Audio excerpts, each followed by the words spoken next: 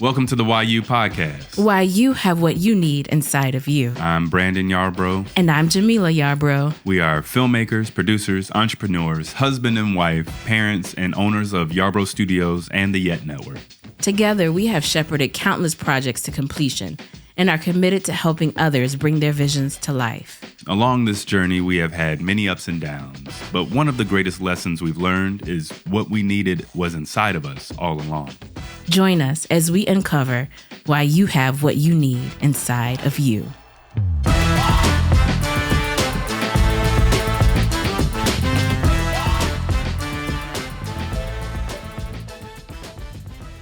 Today, I have the honor of sitting down with Sara Finney-Johnson. She is a television producer, writer, and playwright, best known as the co-creator of the iconic Moesha and the Parkers. Some of her other credits include The Jeffersons, 227, Parenthood, Facts of Life, and Family Matters. She has paved the way for so many of us, visionaries, creators, writers, and has a heart of serving and giving back. Let's welcome to the YU podcast, Sara Finney-Johnson.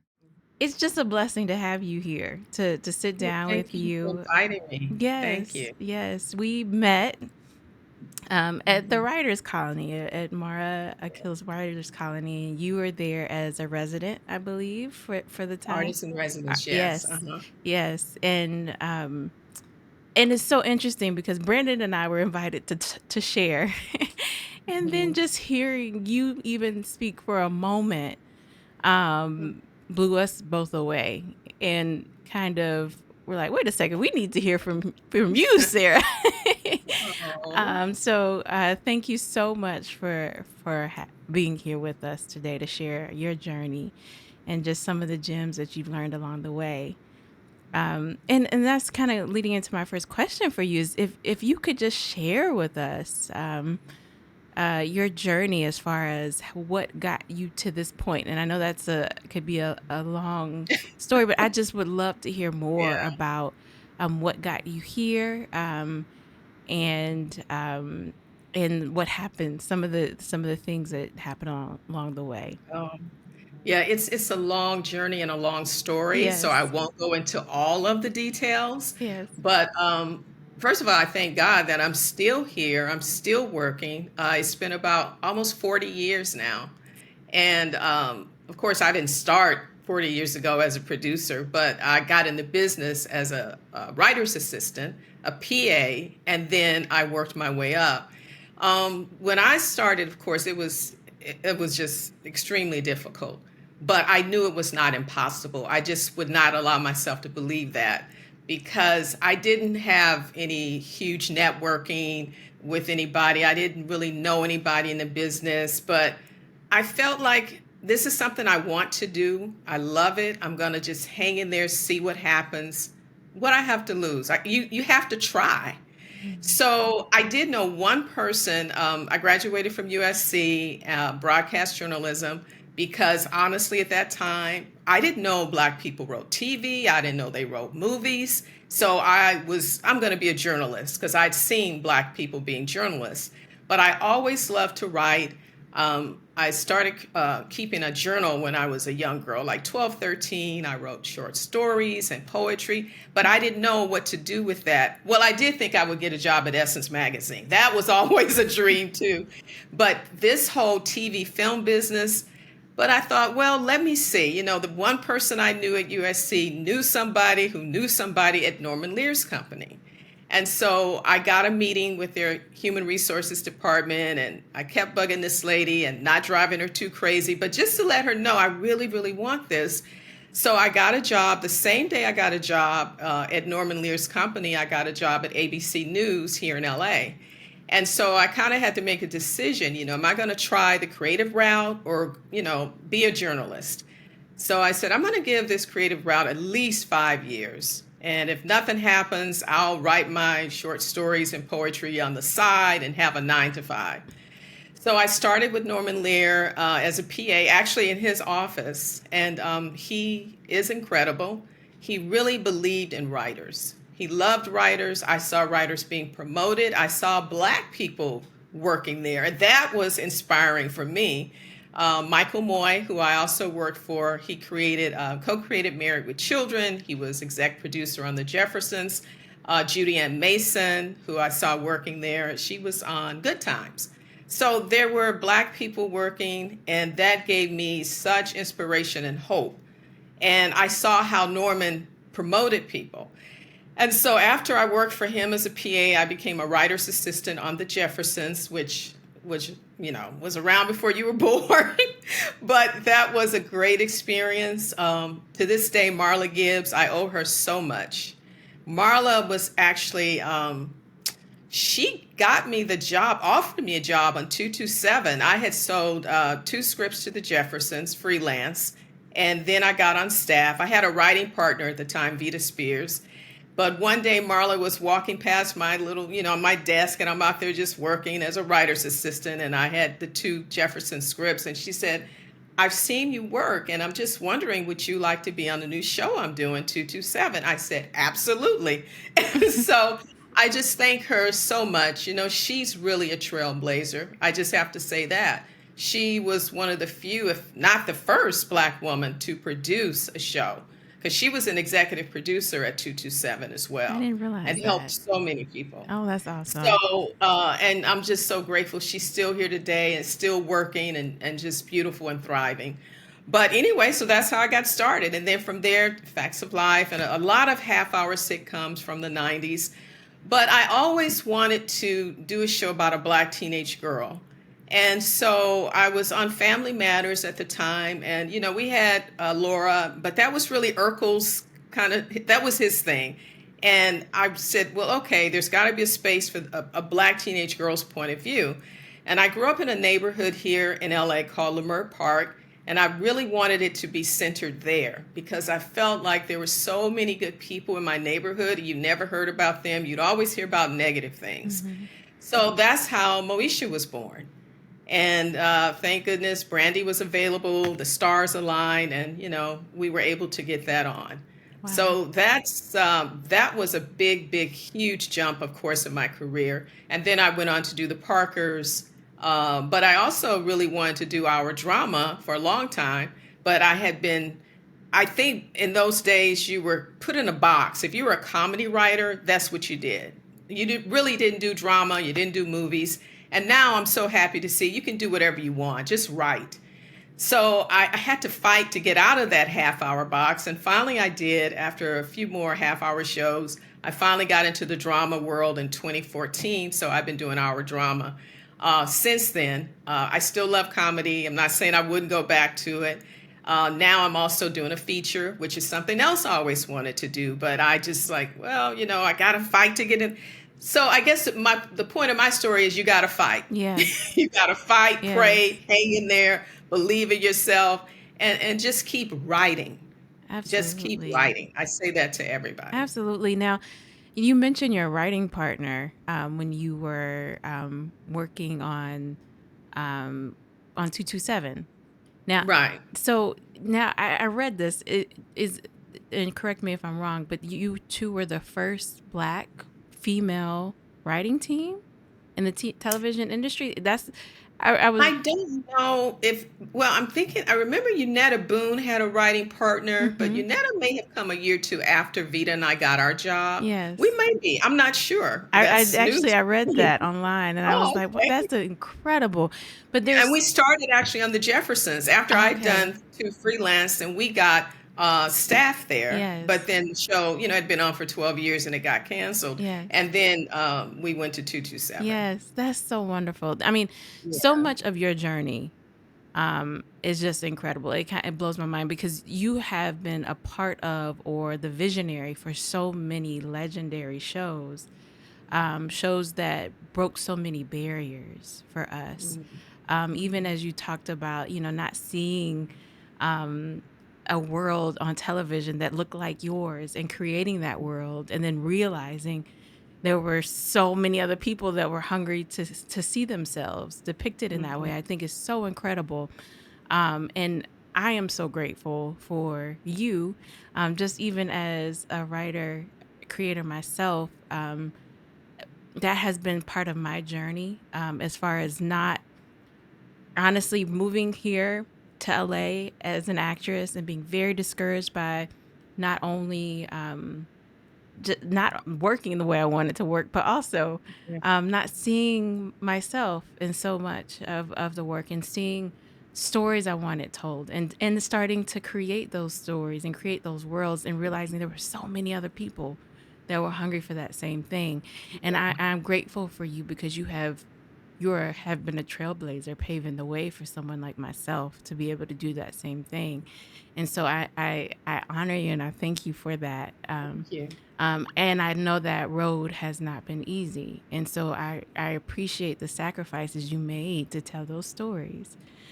To even to this day, because I know you are still telling stories and still pushing the envelope. So tell me this: how has your faith played? Now, because you just mentioned you got to pray, you got to believe, Mhm. even when it's the opposite. How has your faith played a role in your journey? For me, as a believer, I just trust God with everything. Mm-hmm. Um, I often believe and I feel that's why I'm still here. Mm-hmm.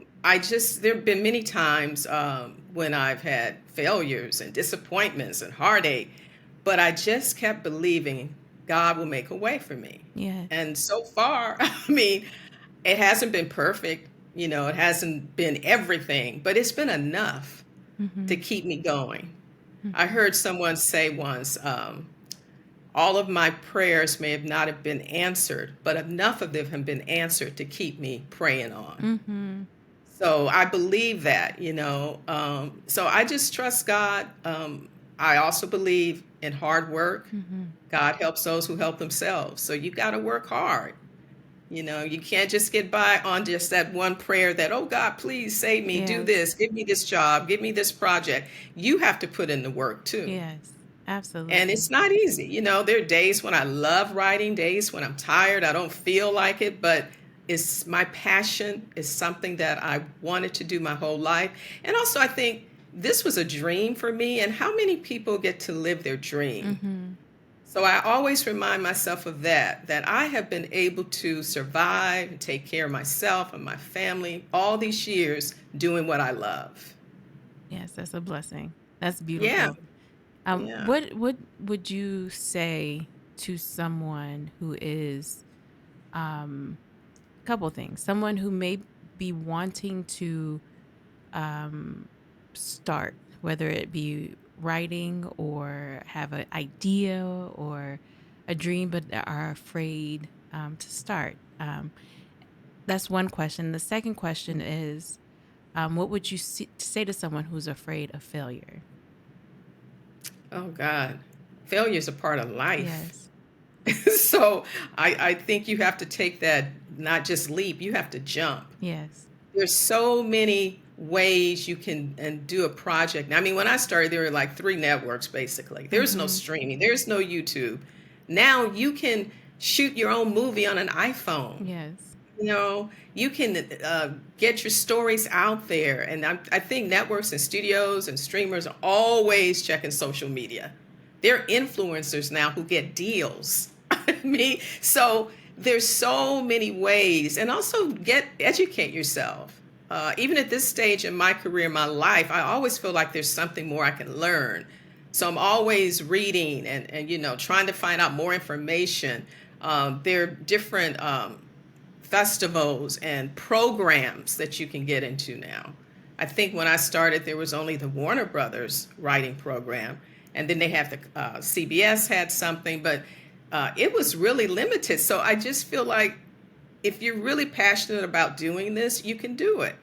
It may take a while, but and you have to get a job to survive and pay bills, but you don't have to give up that dream. Yes. Yes. And one of the things that I've realized is that in different seasons there are different lessons, and so even along the journey, while there are times where um, you could feel defeated or like things are not moving the way you wanted to move, there's still something to learn and to gain during those seasons. and to recognize that each period is a season, and so because oftentimes even when people face failure or even being afraid to fail, that you're afraid of what may happen, and so to recognize that each time there are different chapters and different seasons, and there's something that is really special that can be gained during each season. Right. Tell me a time where you had to say yes to yourself, where honestly, as you shared, it sounds like there were multiple times. But tell me Yeah. tell me about So many. yes. Tell me about some of those times where you had to say yes to yourself. Well, I believe you have to say yes to yourself every day. Mm-hmm. You have to be your biggest cheerleader. Mm-hmm. I have to believe in myself, because if I don't, nobody else will. Yes. And I have to do that quite often. When I was trying to get into our drama, I had to really, really believe that, okay, let me write a couple of our specs. Let me try to get them to the right people. Let me try. I didn't know if it was going to be successful, but I had to try. Yeah. And fortunately, a friend of mine, Felicia Henderson, was at BET, and she was doing a show, Single Ladies. And I knew Laretha Jones, who was running BET at the time, because, I worked with them before. And so she got my script to Laretha, and Felicia believed in me, helped me. Laretha loved it. And that was my first hour drama show. But I had to do the heavy lifting and believe that I could do it and say, yes, I believe this can work. And had they not been able to help me, I would have tried somebody else. I had a project recently. I wrote it as an hour pilot, and this company wanted to produce it. Nothing happened. They didn't get it sold.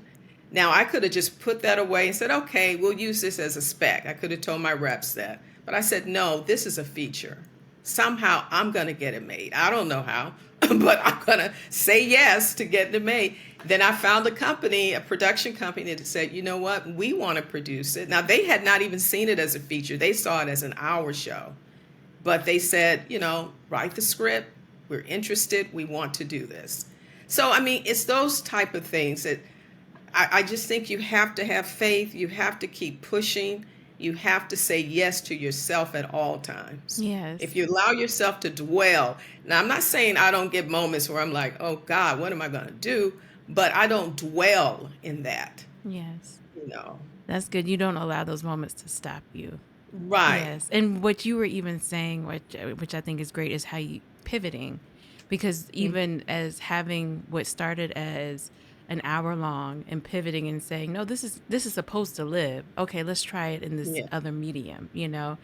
And what I found is often during those pivots, a lot of times God will show that there was more even than what you had originally intended, and so I think that's another really great gem, is being ready to pivot, not letting go of that which you have, but saying, okay, God, is there another avenue that I'm not exploring? Is there another way? Because I know that you've given me something special, but is there another way for this to live? And I've had to do that quite a bit. And what I found is that when I did that, there was more that he had in store than what I was originally seeing. And so I think that's wonderful. What are some tools that you can share for writers, creators storytellers who want to improve, who want to and even maybe some books or things that you have used to help further you in your career? Yeah, I think what I was saying earlier is, I love to learn. There's always something to learn. And as I pivot into features, I needed to really hone in on that structure, because I have been doing half hour and hours, and it's a whole different world. So I got books. I talk to friends who write features. I say, take classes if you can. I love Save the Cat books. I think I love those. Sid Field, I read years ago, The Art of Dramatic Writing. There's just so many good books out there that help you and guide you. There's another one called Sequences. I think that's the title. So yes, I would say learn, educate, do all that as much as you can. So you'll understand what you're trying to do because it may be different than what you were used to doing. Mm-hmm. So that's what I would say. But now Zoom, you can take classes online. You don't Mm-hmm. have to show up in person. So Yes. yes, all kind of ways. Yes. Now tell me, because you shared, you spoke about your son before we got started and how he's always helping you Hmm. with technical aspects. Yeah. But tell me how, as a mom, I have two little ones, how you were able to navigate and balance, wearing all the hats that you wear, from being a mother, from a wife, working in the industry. And we know this industry can be like a roller coaster at times, where there's so Yeah. many ebbs and flows and demands. You know, tell me how you were able to navigate that, and wear all those hats so beautifully. Well, I think that was hard because when my kids were young, that's when I was running Moesha and the Parkers. I was very, very busy, late nights. And my children are my stepchildren, Mm-hmm. but I consider them mine because I helped to raise them and I love them like they're mine.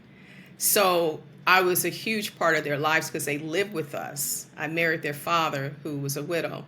And so I felt bad sometimes when I couldn't be at the games or I couldn't be at a, and my husband told me once, he said, "We love you when you're with us. We love you when you're not." Mm-hmm. So I just, I think his support really helped me so much. So then I could go work and I could feel kind of okay. I mean, I think you always feel a little guilty, but my children know that I love them. They knew that then, they know that now. And I just did the best I could because it was very important for me.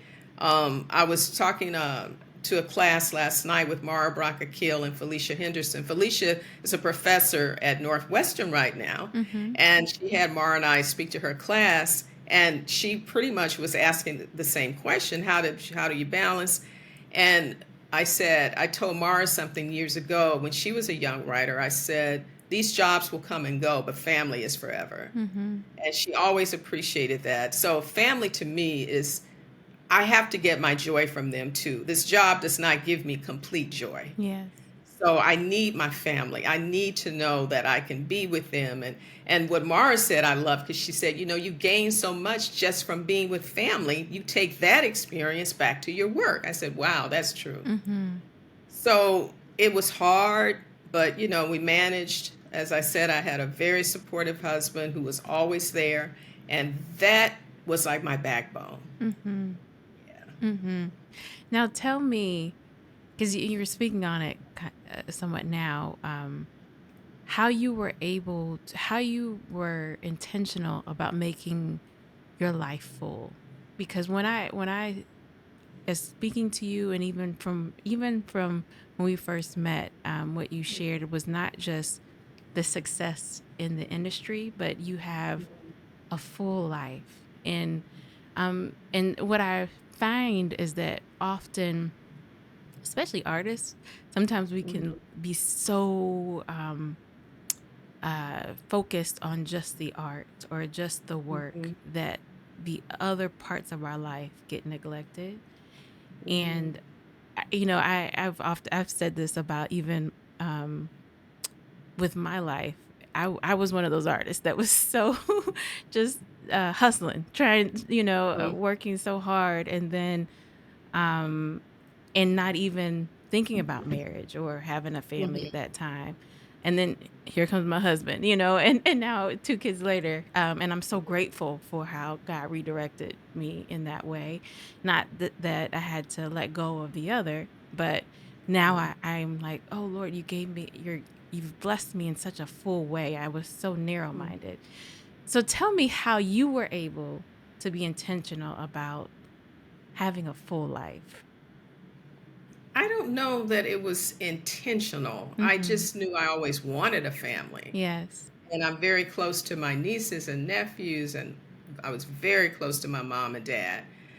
brother, sister. So family's just always been a part of my life. It was just the way it was. It was a natural way for me to live with them being involved in my life.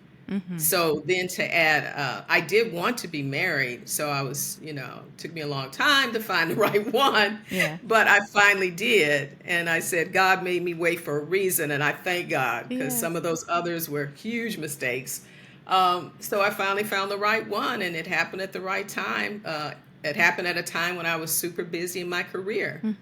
And somehow I think it was intentional that I made that work, that I wanted it to work. So we made it, Yeah. we survived that. Yes. What are some things that you do to feed to keep you uplifted? You talked about staying the course, and having those moments where things are hard. But can you just share some of the things you do to keep your spirit lifted, to keep you uplifted? Well, as I said, I do believe in prayer, meditation, whatever people want to call it. That's what I do. But I'm inspired by other writers and other creatives. I mean, you and your husband are inspiring to me. I met so many young voices out on the strike line and just excited and happy for them because I didn't know if this era we're in would ever happen. I hoped it would. And my God, there's so many voices now. I could not have imagined this when I was starting. You hope for it, you pray for it, but will it happen? And now I got to live to see it happen. So that's inspiring for me. Yes. Yes. Now, you talked a little bit earlier about the feature you're working on. Because my question is what's next for you? Is that what the focus is, or do you already have something in addition to that? Yeah, that's my main focus right now. I was on Queen Sugar and we wrapped up last year. And so I'm still open to staffing, but I also really want to get this feature done. And then I'm going to be out. I have 2 other projects that I do want to pitch. And, we'll see what happens with those. But there's so many stories I still want to tell.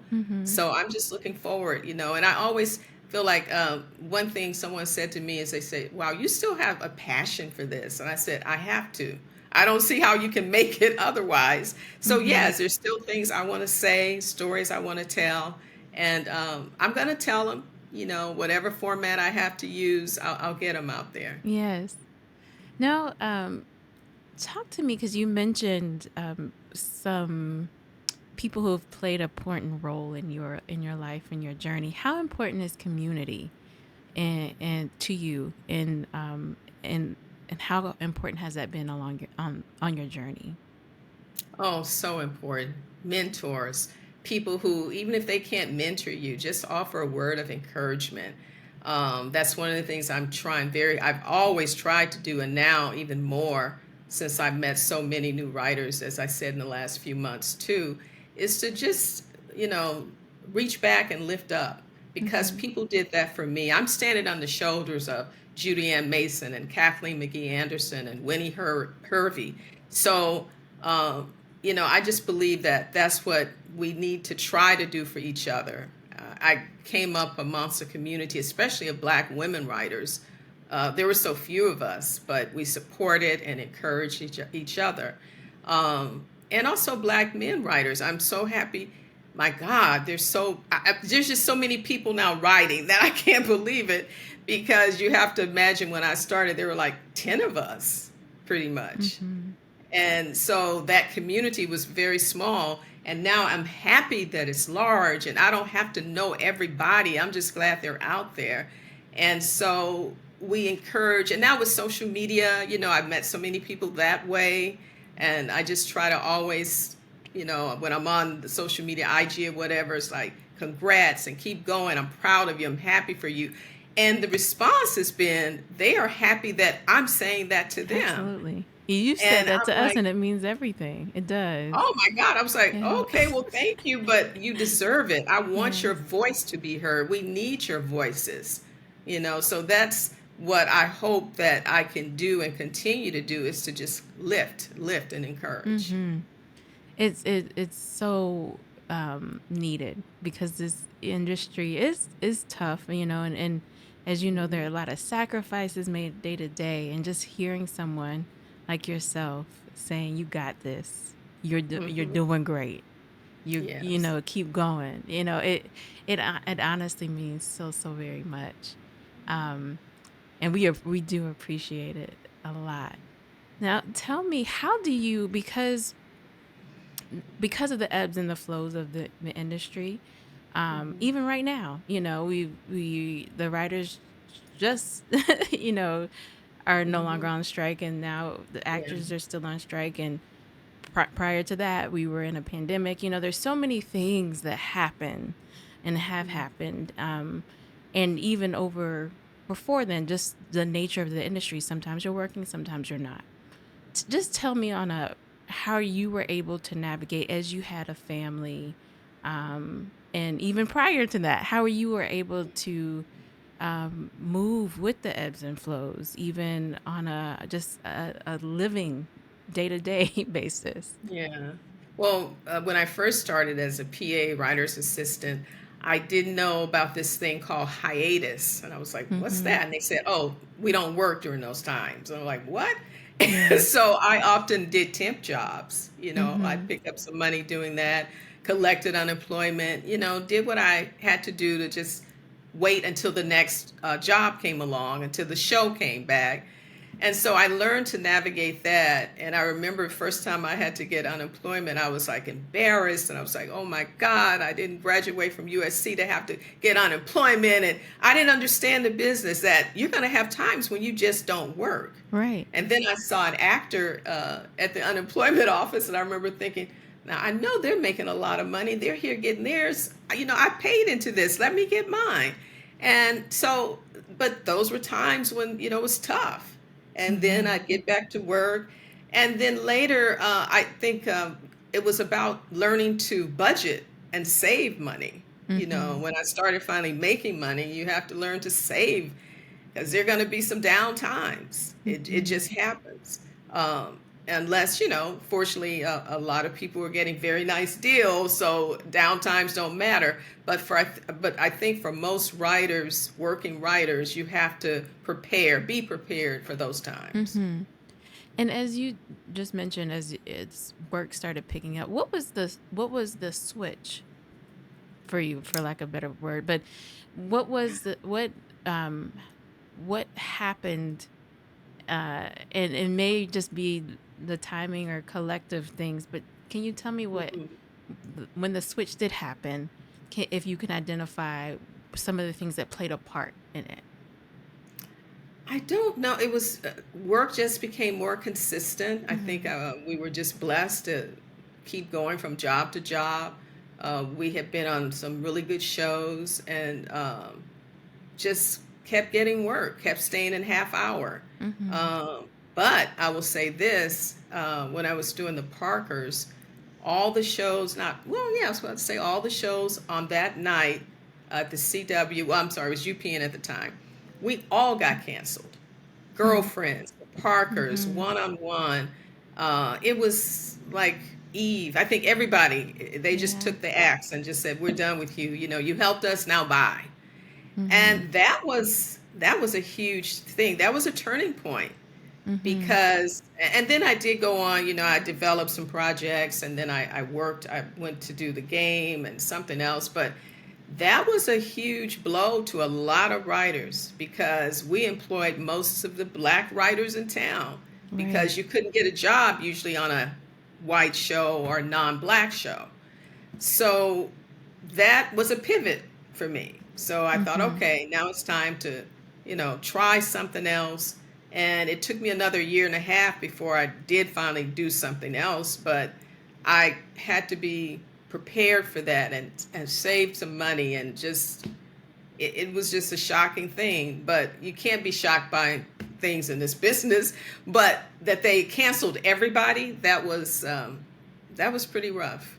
That for sure, and I remember that. Tell me how, and it might have been different for you than individually versus the community, or the same, but how did you keep your morale? Like, because something like that can can hit hard, and I'm sure it did. But how Yeah. did you keep your morale? And even and I'm even wondering, even as the community, the writers community, Black writers community as well, how not to get jaded by an experience like that. Well, sometimes I feel like they're the forces who want you to give up. They want you Mm-hmm. to drop out. They want you to say, "Oh, this is terrible. I'm not going to keep, butting my head against the wall." But when that was presented to me, then I would say, "No, I'm going to do it anyway." Mm-hmm. Sometimes no's make me want to keep pushing. Yes. You tell me no, I have to say to myself, but yes, I have to do it. And Mm-hmm. so again, there was nothing else I wanted to do. I Mm-hmm. didn't want to go back to, I'd worked at an insurance company right before I became a PA. That's not what I wanted to do. Journalism, yes, I always loved it, but I didn't want to restart in that. So I just only knew to keep pushing. I didn't know anything Yes. else to do. Yes. There was no way out for me. There was no exit ramp. It was just forge ahead, TV, film. This is what I'm here for. This is what I got to do. Yes.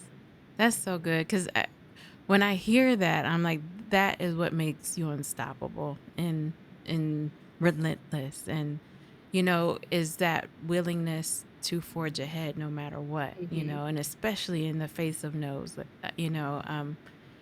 and so tell me, what would you say to your younger self? What would you say to Sarah who is just getting started? Um, and then also, what would you say to Sarah in those moments where you got hit the hardest? Well, what I would say to younger Sarah is don't allow them to put you in a box. You're more Mm-hmm. than a half hour writer. Mm-hmm. Don't wait 20 years, 25 years to write a feature. Write it now or Mm-hmm. write our drama. Just write what you feel, what you want. Um, that's what I would probably say because I did do that. I just, oh, well, I'm a half hour writer and that's what I'm going to do. That's what I'm having success in when I should have been doing whatever I wanted to do. Mm-hmm. But I didn't know that. I didn't, I felt like this is what I'm supposed to do. They're allowing me. Well, don't allow, don't let them allow you. Just step out and do what you need to do. Yes. Now tell me, what would you say to someone who right now who um is afraid to get started, who has a dream or a vision but is just afraid to start? Well, I think it's like I said earlier, you have to just go ahead and take the jump, not just the leap. You got to really jump and Mm-hmm. take baby steps if that helps you. Like I said, you don't even have to go in person for classes. You can get Mm-hmm. a book. You can just start writing at home. Enter different programs. There are soft ways to do this now. You don't have Yes. to I got to get an agent. I got to do this. Yeah, you need an agent eventually. You need a manager, somebody to help you get into these doors, but there are doors you can get in yourself, Mm-hmm. And so take advantage of that. If you're afraid, you can still do it, but you can do it in a way that you're not confrontational and it's not going to be in your face, but it's a way in. Because Yes. you have to believe that if your work is good, you believe it's good, somebody else will too. Yes. Very good. Now, is there a mantra, or it could be, or scripture, or something that you lean on at times when times are difficult? Hmm. Um, I always say, and I've put this in my bio. I hope I'm quoting it right. It's a mixture of this, but it says, "Know your worth." That's the Mm-hmm. first thing. Use your voice, and so that's something that I truly believe in because it took me, even though I was working, it still took me a while to know my worth. That Mm-hmm. I have to stand up and say certain things to the powers that be in order to get what I need and still be able to do my job. That's knowing your worth. That certain things you're just not going to accept, Yes. and being willing to walk away when you have to walk away. Yes. So that's my main thing. And then what I mean by use your voice is we need those voices. So Mm-hmm. whatever your voice may be, it's needed, it's wanted, and you have to believe that. I think that's really important. You Yes. said, well, I remember I saw Run the World was on a premiered, a great show, and then I saw Harlem about four black women premiering, and I go, oh, but see, Tracy Oliver, hey, there's room. Harlem There's is great room. too. So there's Yes. room for all of our voices, Yes. you know, not just one or two, but there's room for everybody. So then you got two great shows about black women. So Exactly. I believe in that. Um, as far as scripture, I would say there was one that I loved about about strength. I'm sorry, I can't think of it right now, Mm-hmm. but I should go grab my Bible. You don't have But to it do was that. basically, Mm-hmm. yeah, it's like I just believe strength and faith go hand in hand. Mm-hmm. And if you can just lean on both of those and hold on, I Mm-hmm. know God will see you through. I just believe that. Yes. And actually, as you said that, it made me think of the verse, "The joy of the Lord is my strength." And Hmm. I thought of that because one of the things that I've learned along my journey is to find joy in the different chapters. My mom would always say, especially when I first moved to LA, the first Hmm. several years, and I was struggling, and my mom would always say, "You have to find the joy, find the joy in the journey." And I think that's so important, finding the joy along the way. And Brandon's mother, it's funny because both of our moms was instilling in us to find the joy. His mother would say, "You have to find the joy every day." And her joy, the J in joy, that's what it is. Find the J in joy, and that was Jesus. Every day, Yes. find the J in joy. So, um, Yeah. Oh, even as and I you, know one I love too. If yes, God is for me, who can be against oh me? yes, I yes, always remember that. And the Lord is my strength and my salvation. Whom shall I yes, fear? I fear, Because a yes, lot of times I think so good. fear is such a huge part of this journey. It is. It So sure I've is. had fear, but I just remember whose I am and who I am. Yes, yes. And that's so beautiful because in those moments, as you said earlier, to know your worth and Hmm. your voice is needed. That I think that is so important because that scripture is knowing whose you are Hmm. allows you to know your worth Hmm. and also to know that your voice is necessary. Because I Yes. found, especially in going in some of those big rooms, um, Hmm. you could, and I don't have that long resume that you have, that, and I found myself being in moments I found myself intimidated, or or almost about to shrink, because of that. But recognizing, no, God has me here for a reason. Right. And I Right. know whose I am. I know who sent me. And I know I'm Hmm. here for a purpose. And it Yeah. helped me to also trust what and value my worth going in as well as my Hmm. voice. So I Hmm. think all that you embody so beautifully. And I just want to say thank you so so very much for your commitment, the sacrifices you've made, the um along the way, how you've said yes to yourself so many times, and by saying yes to you, you have also opened doors for me and other artists like myself. And I'm just grateful. I'm grateful for the way in Thank which you you. also support, how you've chosen to be a blessing to my husband and I just by encouraging us, Hmm. how you're doing that for others. And Hmm. that's just so huge. And so thank you so very much You are so welcome. It makes me for happy. It makes me happy yes, to see yes, you thriving and to see so many other young writers out here and creatives who are just doing amazing things. And I will say this before we end. There was when I first started, I was on a show, and Vita and I were writing partners at the time. And these two showrunners, exec producers, showrunners, two elderly white men, I'll never forget, they wouldn't let us in the room. They didn't want us in the writer's room. And that was crazy. Mm-hmm. So they sent us off to do, little small work or whatever in our office. And one of them walked by our office and said to me, I will never forget this. He said, wouldn't you much rather be home baking cookies? And at that moment, I wanted to cry, but I didn't. Yes. I was angry. I was sad. I was pissed. I was everything. But I just said, no, I want to be in the writer's room. And at that moment, we could have quit. We could have said, we're not taking this. But one of the reasons why I know I stuck it out is because I don't want you to have to go through that. I didn't want future Black women, men, writers to have to deal with that kind of mess.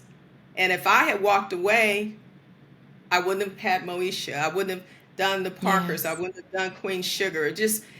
You just have to hold on to your integrity the best you can, and stay in those rooms, even when you're not allowed in them. Stay in the space. I'm like, you can say whatever you want, but I'm not quitting. And I'm sure he wanted us to quit at that moment. Yes. So I say all that to say, please hang in there. Yes. I could go on and on about some of the stories, some of the things that I've been through. And I'm not here to get sympathy or like, oh my God. No, that's not what it's about. But I want people to understand that this time and this moment, I really wish I could explain how big this is. Because it was so different years ago. So I'm just happy that we're working, so many people, and that you don't have to listen to. And now there may be some rooms like that right now. Don't let me say, because thank God I haven't been in any like those recently. But to those who are going through it, I say, hang in there. Don't let them kick you out and fire you. Well, if they want to fire you, they can. But try to stay. Try to stay. Just steer the course and keep the future in mind. Know that it won't always be like that. Oh, that's so powerful. And I thank you. I thank you for staying Thank the you. course and not stopping. And what a rich, beautiful legacy that you have created, that someone like myself can look to and say, I can do that too. And I'm Yes, you going to can. do to my best to push I know things you are. You forward. already are. I just love all the work you do. You two are what I call go-getters, because you're not waiting for anybody to give you a green light. You're doing it. And Yes. that's so important. So important. And Yes. not everybody can hustle like that. I understand some people, they're a little bit more quiet about how, like I was saying earlier, maybe they want to take a class or enter programs. But it's just so beautiful to see your partnership with your husband too. That Yes. together you two are building something that's lasting, that be here for your children and for Yes. others to see. So I think that's a beautiful thing. Thank you. That means so much, because we are committed to that, to building something for our children and other children, committed to in the way that we can, Yeah. leaving a legacy. And you have been so instrumental in us being able to do what we can do. So thank you. Thank you so much for joining us and sharing Thank you again for so having much of me. your story. You have blessed me, and I know you're blessing everyone listening today. I We hope are so. grateful. All right. Thank you. Thank you.